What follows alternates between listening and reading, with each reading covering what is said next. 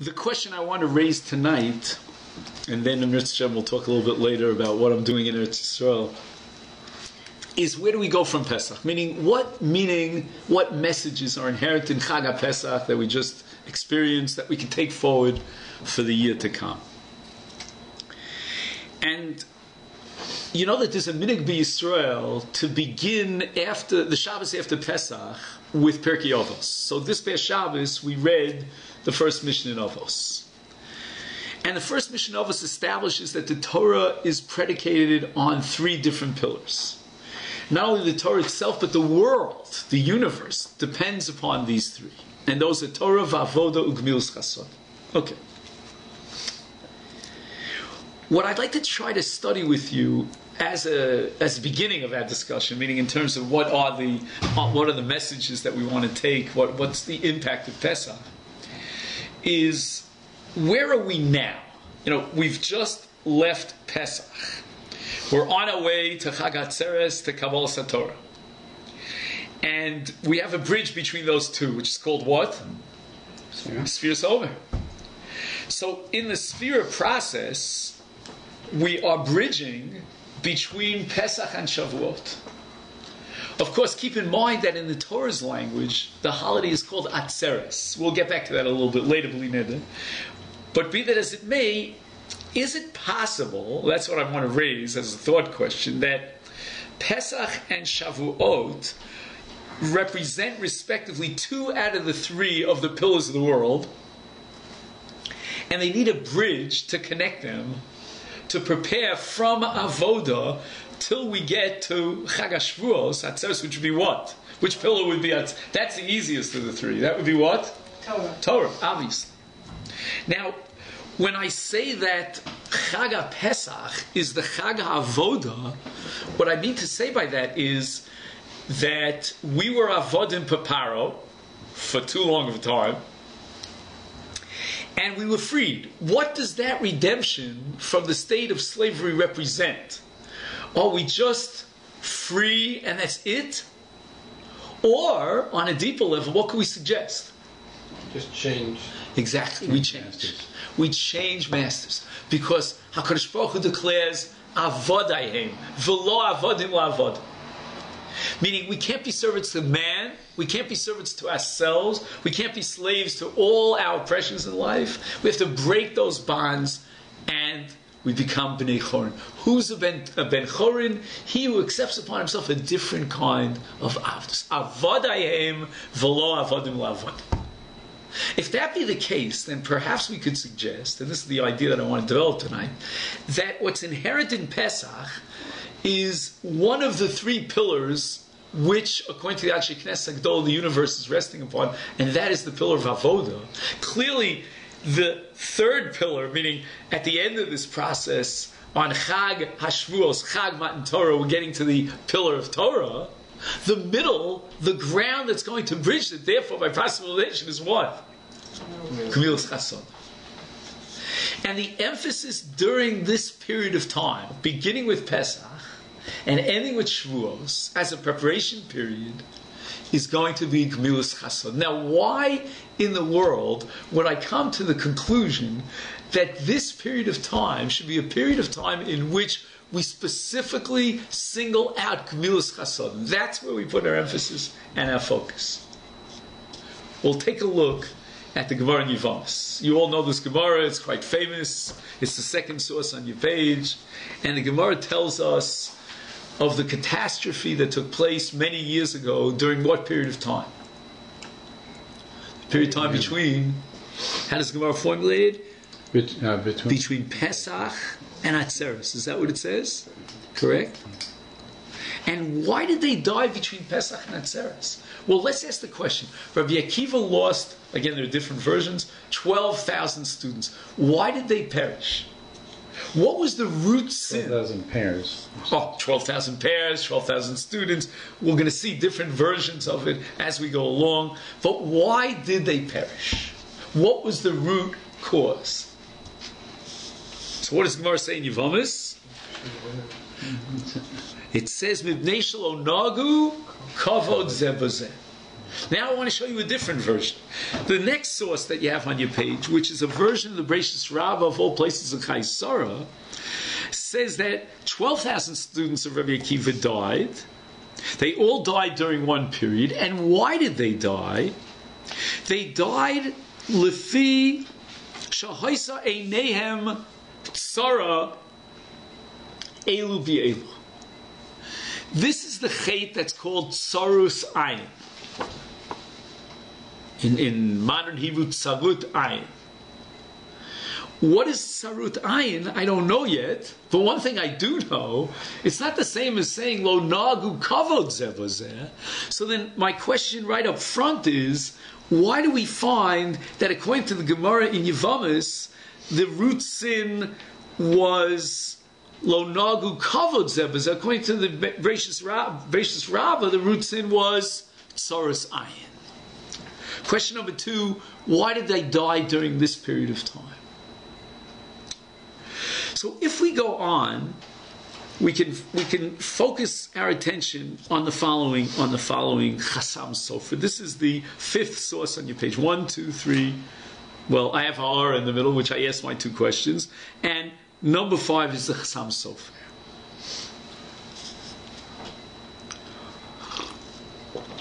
The Chasam Sofer is always brilliant, no matter what he says. But this is one of my favorites. He quotes the first Mishnah Novus that we studied at the outset, and he says the following: Pesach hu tchilas havodah. Pesach is the kickoff of avodah. Atzeres is tchilas haTorah. So far, so good. And then he says that we need the bridge between the two. What is going to represent the bridge between the two? The reading of what? Rus. Of Rus.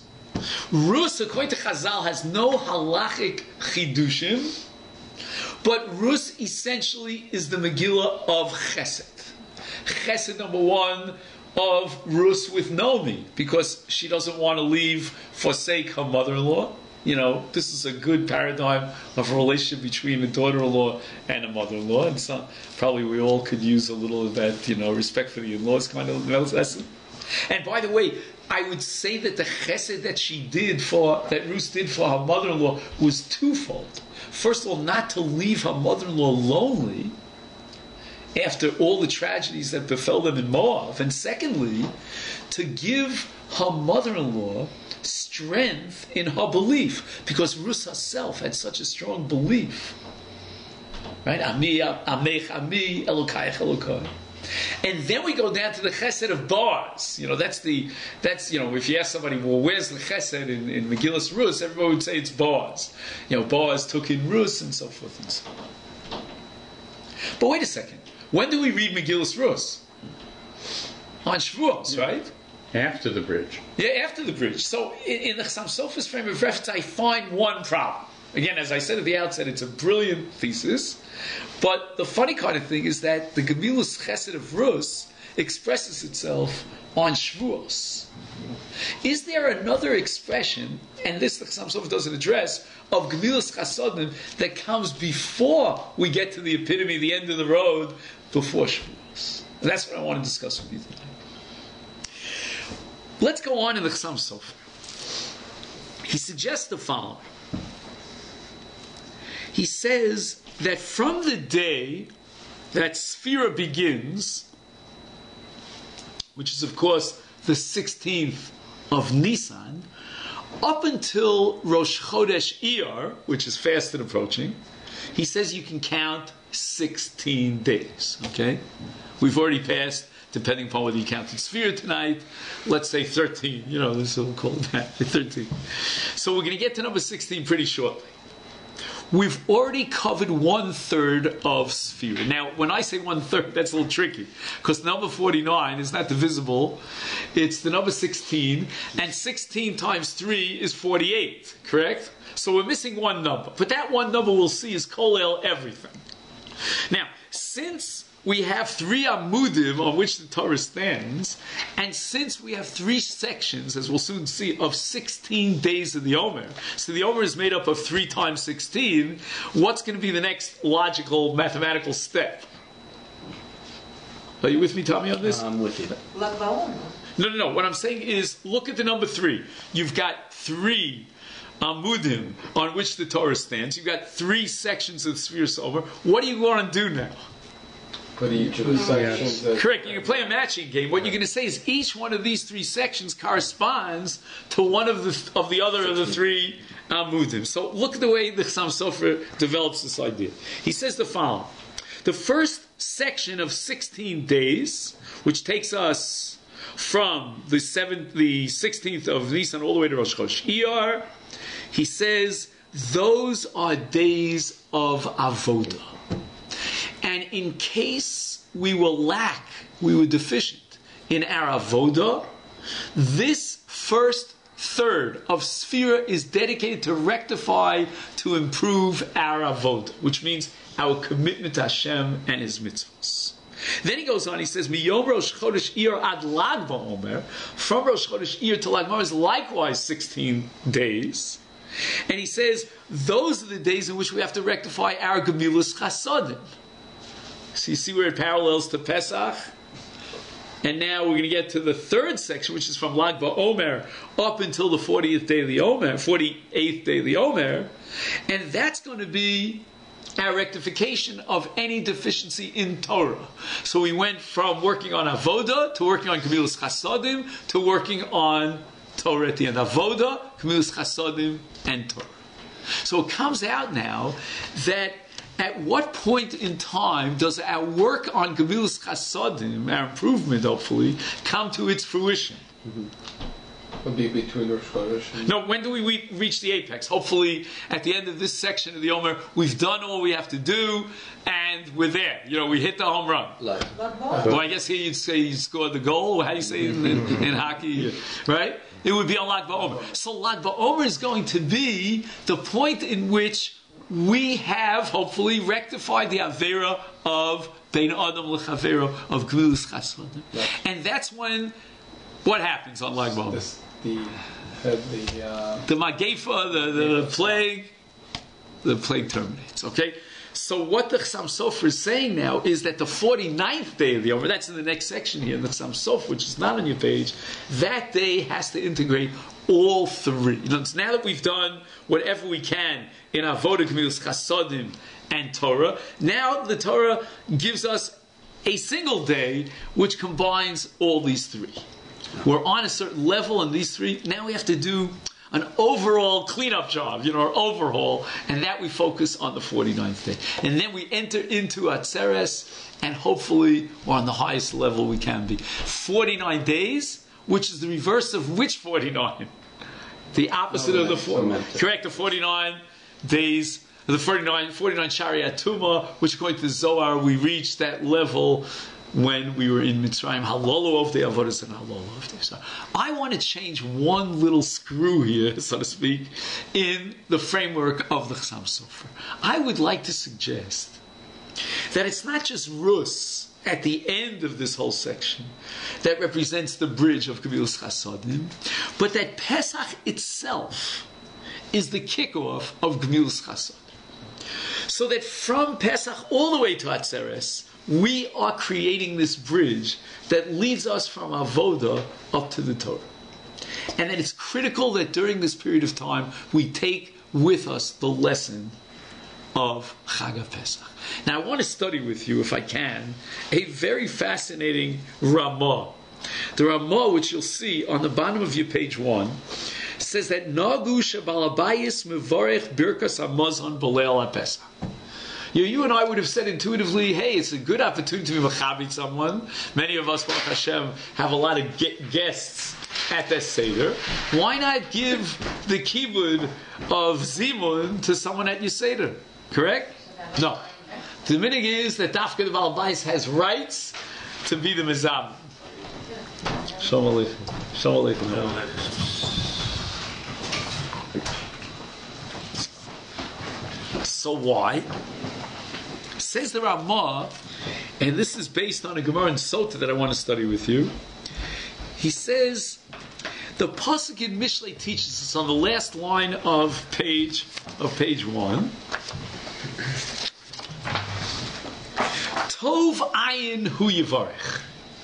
Okay, we're going to see that Tov ayin is the antithesis of Tsar ayin. Okay, which we discussed in the beginning. What is Tsar ayin?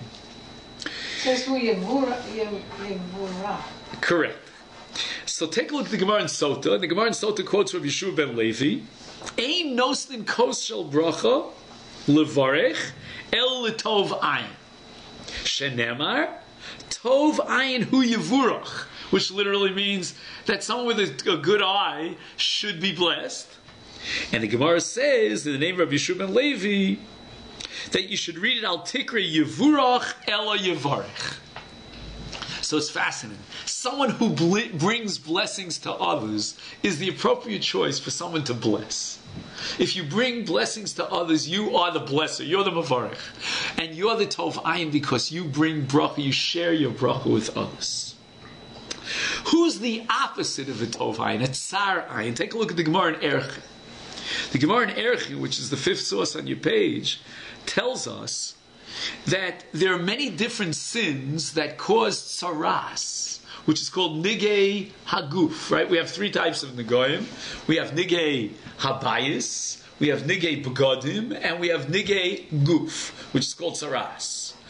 And the Gemara analyzes, investigates what are the root sins that cause these nigoyim.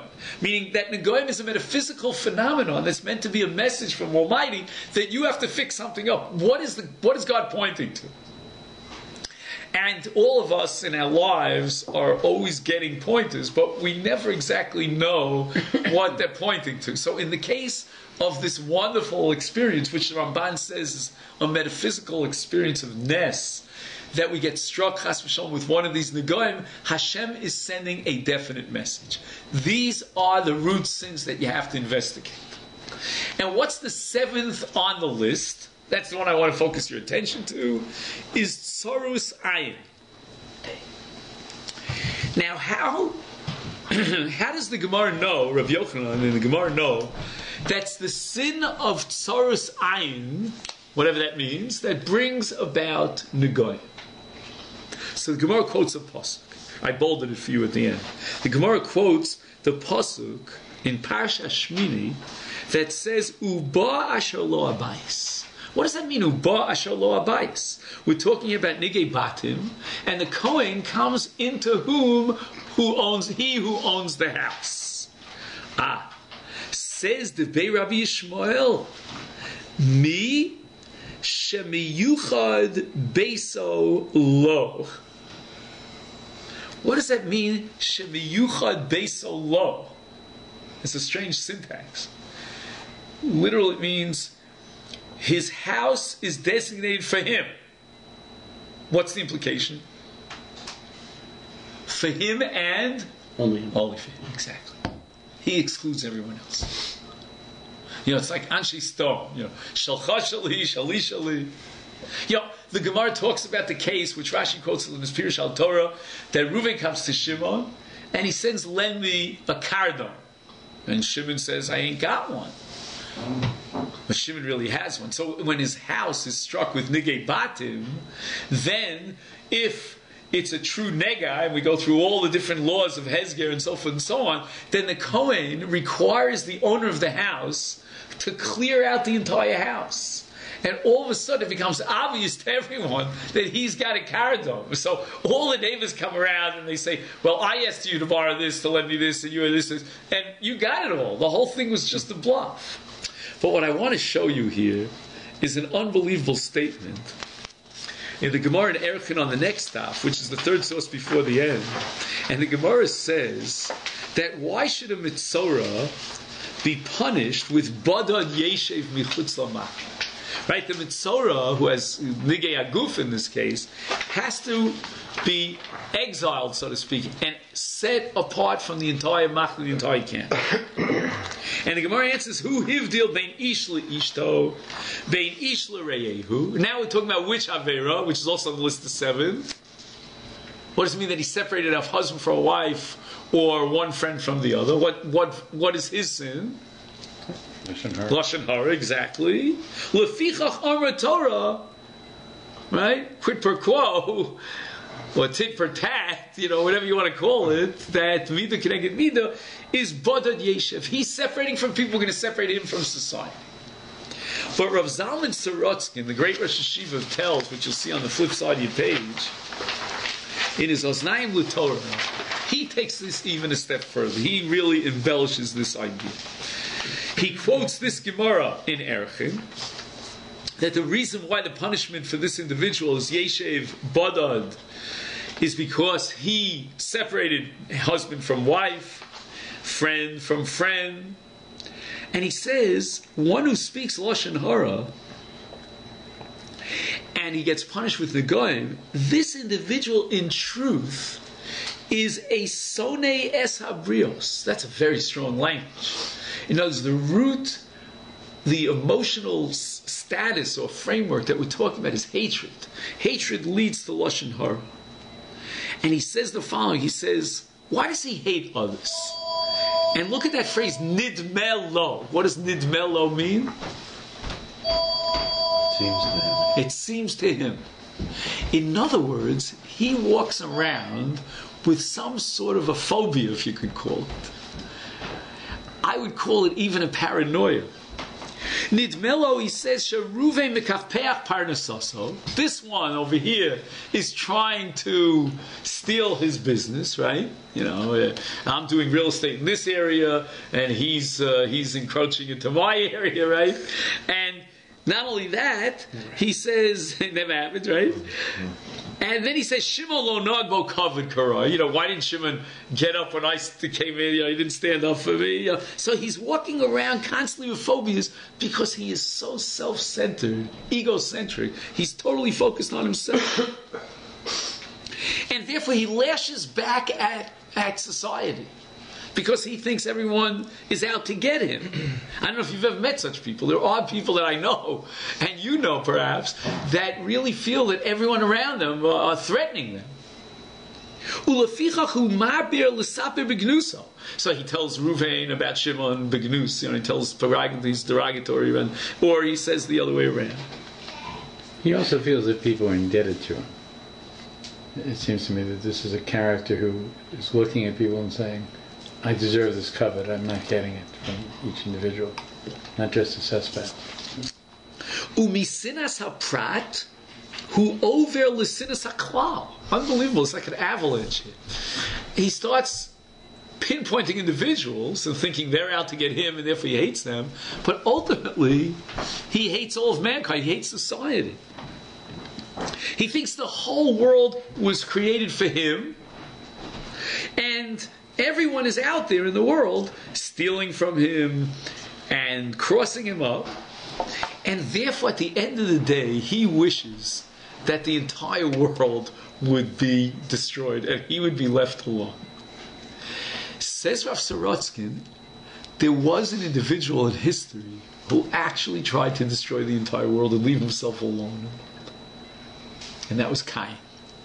And he quotes a medrash that says that Cain killed Hevel because he felt that he didn't want to split the universe and all therein with his brother Hevel. And Cain was struck with tsaras. Interesting.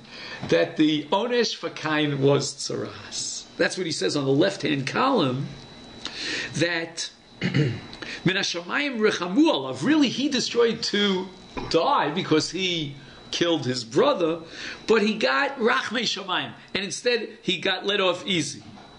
What did he get? He gets tsaras. He got tsaras, which is considered kemes, right? I mean, tsaras chashuv kemes. Then, in the case of a mitzorah, who, as we said before, in Rav Zalman Sorotzkin's frame of reference, hates the entire world, is badad yeshev michutz l'machna moshavo, that, you know what, we're going to give him exactly what he asked. From his perspective, living outside the Machna, there's no one else in the universe. He has absolutely no contact with society. He lives alone, alienated from the entire world. Bibdidus gemura, he's going to suffer from extreme loneliness. And what's going to happen? Yisgagea el min ha'adam. he will have a natural tendency to long nostalgically for some sort of social intercourse, social friendship with the entire world. Yikabel Olav, he's willing to accept upon himself, Linashek es afar raglo shel haish harishon. Even the person who he accused, in his mind at least, who is attacking him, he's willing to kiss his feet. Yisratzel l'sheves l'davar. This is what they talk about solitary confinement now for people who go through that. It's a terrible experience. He would talk to anyone. He would talk to a rabbit. I mean, he's so lonely. He says, "Hasevel shall b'didut arabotzim b'sefer Robinson Crusoe." This is what Shiva tells, quoting literature.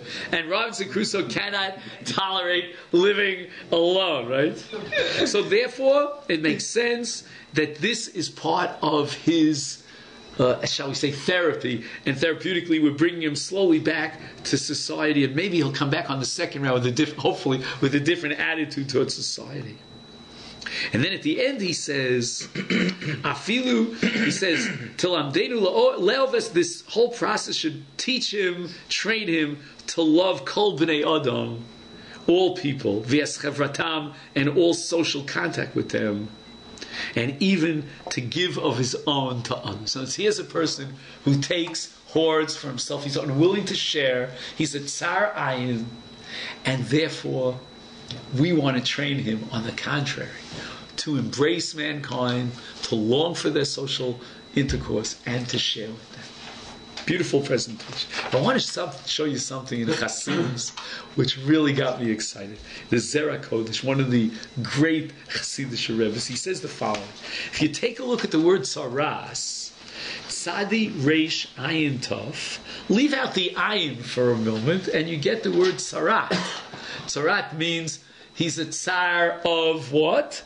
Of the Ayin that we left off. He's a tsar Ayin, and therefore, since he doesn't share with others and he takes everything for himself, he gets hit with tsaras. Then he says, the Zera Kodesh, that the word atzeres, which is which holiday again? Shavuos, has the same 4 letters in a different sequence as tsaras. So now tsaras becomes atzeres. What happened?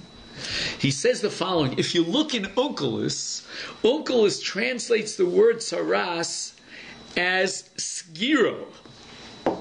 Skiro means he closes himself off. Shesoger beso milahachnis b'nei odom. He keeps his doors locked. He doesn't want to let anybody in. Aval atargum shel atzeres hu knisho. Like we say, Beis HaKnesses is a place where you invite the entire community in together. Hainu lekabetz uli ached b'nei adam yachad b'beisa. He doesn't give a source. For atzeret, how do we translate atzeret? Atzeret means knisho. Right. When you take things together, you carry them in the house. That's called atzeret. Right. It's not. Actually, technically, this, again, in Eretz Yisrael at least, the period of time of Chag HaShavuos is the time of the ingathering. The ingathering. That's from the Lashon Atzeres, which is Knisha. Chag HaSif. Right. And therefore, he says the following, that these two, Tsaras and Atzeres, really symbolically reflect 2 polar opposite personalities. Don't we generally translate it? Where does the lashon of atzeret come from? Like atzor, like the end or the closing off of, like when we finish. Right. So that would be skiro. That would. But the word atzeret has 2 opposite meanings. And it all depends on what you do with your possessions. If a person thinks, well, look, these possessions are mine, right, because I own them, I worked for them, I inherited them, etc., etc., I don't want to share them with anyone. It's mine and that's it. Go home. That's called skiro. Skiro means he hoards it for himself. If, on the other hand, a person understands that whatever he has is given to him by God, and it's not his, but really Lashem ha'aretz umaloa, and God gave it to him to challenge him. Will you use it? Will you share it with others? If a person realizes the whole purpose of his possessions is to share with others, That caring for others is represented by the concept of knisho. Knisho literally means gather people into your home. Don't push them away from your home and lock it up. That's saras. That's saras ayin. That's a person who doesn't forgive, as we say in Yiddish, which became part of the Hebrew language today in Israel. But if it's a person who wants to share, because at root he understands that what he has is meant to be shared with others, that's on the contrary. That's atzeres miloshen. Please come into the house. The Gemara Bava Basra, for example, tells us that in Yerushalayim there was a minhag that they used to put up a certain kind of a flag that says, please come into the house. You just come in. That's the concept. So what's going to bring us from Pesach to Atzeres is going to be this attitude, this midah, this attribute of please share with me. It reminds me also of the concept of lechem. You know, lechem are the same letters. Let me see if I can work this out for a second. If you take, I once worked this out.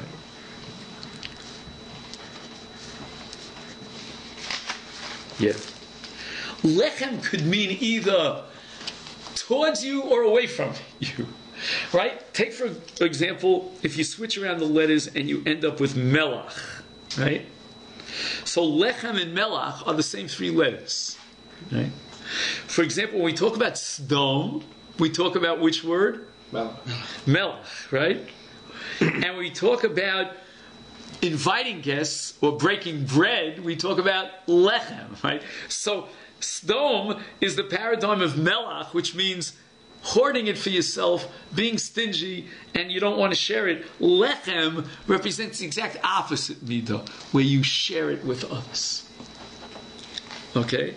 Now, can we go back to the original thesis of the Chassam Sofer and perhaps understand why this period of time between Pesach and Atzeres is the time in which, according to the divine providence, divine scheme of things, the Talmidim of Rabbi Akiva would die.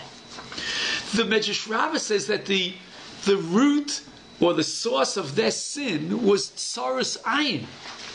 Correct? And according to Rav Zalman Sorotzkin, tsaras ayin comes from a certain selfishness, a better word than selfishness, a certain sense of everything revolves around me. Self-centered, correct. Narcissism. Me, myself, and I. Maybe what the Gemara is saying is that the Talmidim of Rabbi Akiva were not on the level, chas v'shalom, of sinah. I mean, they understood from their Rebbe that the most important mitzvah in the Torah is ava, correct? Right? Rabbi Akiva, Zeklal Gol Torah. But what they were missing was, and the root of the problem was tsaras ayin. They were a little bit too much focused on themselves. Again, I'm not saying I can understand this on the level, the Talmidim of Rabbi Akiva or Tanoim, that's on very high level. But at least a hair's breadth, a subtle element of tsaras ayin that emanates or originates in a selfish attitude. And that, says the Gemara in Yevamos, how did it express itself? In Hebrew, we would say, Ech ze bali de bitui, and the answer is, Shalom nagu kavod zeh. I don't believe that there's any contradiction between Yevamos and Medrash Rabbah. They're both saying the same thing. They're addressing slightly different questions. The variations are subtle, whereas the Medrash Rabbah wants to know what's the root cause, this tsaras ayin, focusing on myself. I take precedent. I'm the number one guy. I don't care so much about you. How does it express itself? That's the question addressed by the Gemara in Yevamos. And the way it expresses itself in these great students of Rabbi Akiva is shalom nagu kavod zeh. But one thing is clear, according to both sources, we come to a lack of ava. We come to a deficiency in what we would call gemilut chasadim, the ability of man to do chesed, to bestow, to care for others, perhaps to put the needs of others even before those of himself to some extent.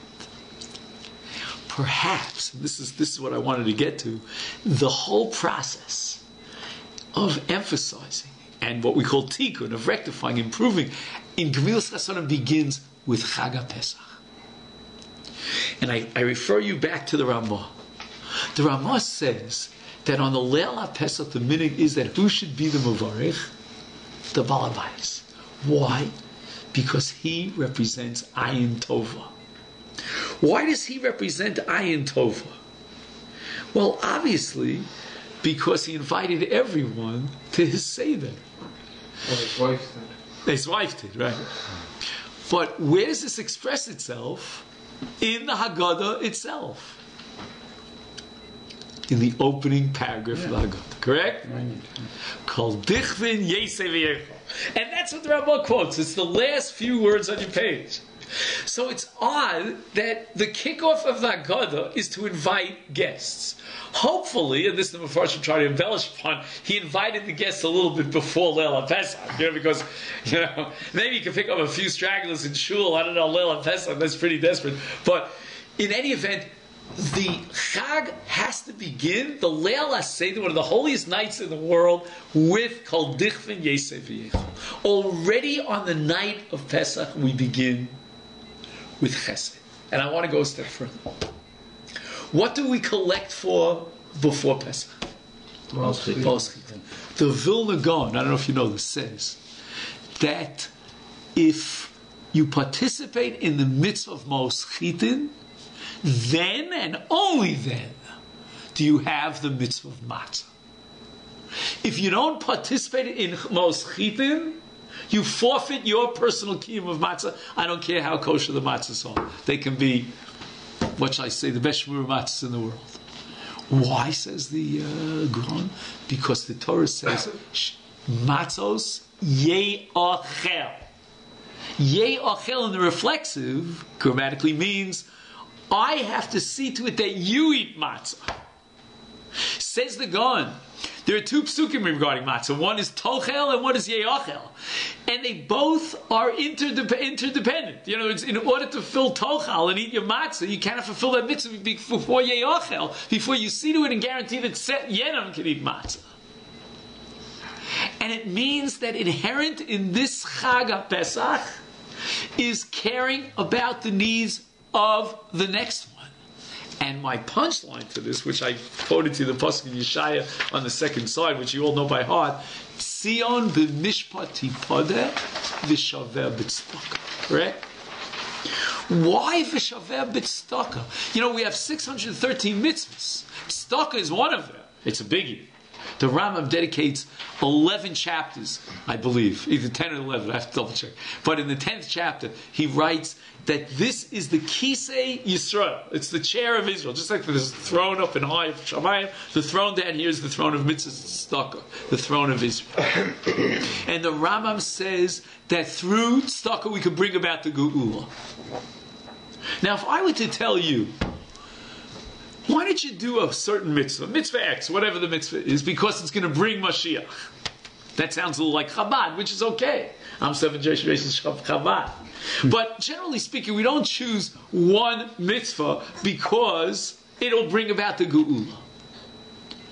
On Leil HaSeder, Kol Dichvin Yesei V'yecho. On Pesach we don't have it. On Shavuos we don't have it. The answer is, tonight, Pesach is the night of the Geula. And when I say that Pesach is the night of the Geula, I don't mean Geulas Mitzrayim. Anyone who thinks that Pesach merely or exhausts itself in commemorating the Geula Mitzrayim has, I would say, a very limited view of what Pesach is all about. And there's so much in the Haggadah about the ultimate Geula. As we say in the Brach at the end of Magid, Kain Yagienu Hashem Elokeinu L'Regalim Adam L'Chaim, etc., etc. Bring us to the Mashiach. Later on, we're going to say Shvok HaMaschal Goyim Asher Lo Yerucha, over and over again, mentioning the ultimate Geula. And right at the beginning as well. And today we Shana, are, tomorrow we are. Chashta, next year we're in Yerushalayim. So I think what we're saying here is that on this night, we're going to focus our attention on one mitzvah above all the other mitzvahs of the Torah, and the reason is because of its skula power, if you can call it that, its inherent power to bring about the Geula. This is the night in which we want to expand the mitzvah of Pesach. The Gemara tells us in Masechta Brachos that the mitzvah of remembering Mitzrayim has an extra word in it. It says, Es l'rabos Yom HaMashiach. L'Rabos, the ultimate geula. Why? Because now, in our present state, we can only tell half the story. We can only re-experience and reminisce about the geula mitzrayim. Ultimately, the mitzvah will take a full form, and we'll be able to reminisce and tell over the story. We'll have to start our Seder very early for the children, because we're going to have to add to the Seder. Now it's going to be the Haggadah will be 3 times as thick, because we're going to have to tell the story of the ultimate geula. And my friends, if tzedakah is the power to bring about geula, then Chag Pesach is the Chag of tzedakah. And here I want to share with you, and this is a connection I made on my own, something that my Rebbe used to talk about often, and it's published, as a matter of fact, in a book called Reflections of the Rav by Rav Avram Bezdin, an essay called The Ethical Emphasis in Judaism. And again, I just photocopied for you a few sides from a very long essay, which is very well recommended. But be that as it may, he has a thesis in this. Rav Soloveitchik very often used to ask the question about what's the nature and purpose of Golus, especially Golus Mitzrayim. And he always came up every time with a different answer. He never said the same thing twice. But in this particular essay, in this lecture, he suggests the following principle. That the purpose of Galut Mitzrayim, as Rashi says, Kura Barzel, Rashi, that's, when you mine, let's say, gold or silver, in its original natural state, it's full of impurities. And there's a kli, there's a certain kli, shemizakik imbo, that purifies. It has such a level of heat that it removes impurities and purifies metals, precious metals. Why is Rashi interested in comparing Golus Mitzrayim to the Kura Barzel? What's being molded here? What's being purified? What's being created? And the Rav says, and you'll see at the bottom of, it's page 189 on the right side of your page, that Golus Mitzrayim is a necessary experience which molded the moral quality of the Jewish people for all times. Take a look on page 190. He points out that over and over again, the Torah within the context of moral law and all its mitzvos emphasizes V'zachartem ki eved ha'yisam yeretz Mitzrayim. We remember the experience of slavery in Mitzrayim because that is the experience that molded us as a morally sensitive people, a nation unlike other nations. And the Rav says something here on the bottom of page 190 which is not too politically correct, but he says that if you compare our people to those of all the other nations, you'll find that certain very violent crimes that are more common in other nations are almost totally, well, maybe things have changed since the Rav gave this lecture, but basically that you don't find murder and the like amongst Jews. He says that we're guilty often of embellishment and cheating in financial matters. We're vulnerable to the temptation of getting money and riches, and we're not so honest as we should be. But we're not guilty of shvichas damim. And I would add to embellish what the Rav is saying, because I remember this from my youth, when I was a high school student, there was what's called the civil rights movement for the blacks. Let my people go, which they quoted from Torah. But who was at the forefront of this movement? Almost every single name at least sounded Jewish. I don't know what that means, but it was. And they were a lot of Jews, and this continues to this very day. And in America, I don't know if the Canadians can relate to this, but most Jews vote Democrat because Jews are liberal. They want to care for the underdogs. And this is part of, he quotes the Gemara in Yevamos. The Gemara says that if you find a person who's cruel and he's not a Gomel Chesed and you think he's Jewish, check his lineage. He's probably not Jewish. It's one of the simanim of the Jewish people. We are Gomlei Chasad. All this, says the Rav, began with Golus Mitzrayim. That was the experience that molded us, that sharpened our sensitivity towards the needs of others, Yisomim and Almanos, and so forth and so on. So let's just summarize what we've said tonight.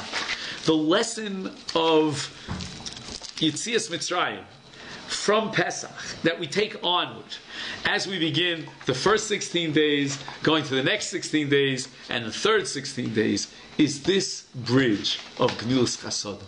I believe it doesn't just start with Megillas Ruach on Shavuos. That's a little late. We got to start immediately with Leil HaPesach. Leil HaPesach becomes the Laila of Tzedakah. It becomes the one time in the year where I will choose one particular mitzvah and focus and emphasize that because of its power to bring about the Geula. Because this is the night of Geula. This is the night in which we can bring about the ultimate Geula. And if that be the case, Rabbi Osai, then we understand that this kickoff period of Gemilas Chasodim, where we have the opportunity to rectify the sins of the Talmidim Rabbi Akiva, Kol Echad Lefi Dargasa. Every day we should improve. Every day we should sharpen and excel even more in Gemilas Chasodim and in care for our fellow Jew. So I want to just end this part of the Shia by saying that I wish myself and all of us that we should be able to make the Birkas HaMazon, we should be the Mavarkim, because we excel in Ayin Tova, not Chas V'Shalom, the opposite, and that will take us from any Tzarah as Chas V'Shalom all the way up to Atzeres. Atzeres represents the holiday of Knishu, of bringing people in, of sharing with others. We start with Achnas Sarkim of Leil HaSeder, of Kol Dichvin, and we're going to take that through as we climb those 49 steps of Gemilas Chasodim until we're ready to bridge from Avodah to Torah. That should be our success during this period of time. Amen. Can I ask you a question? Yes, Before my please. husband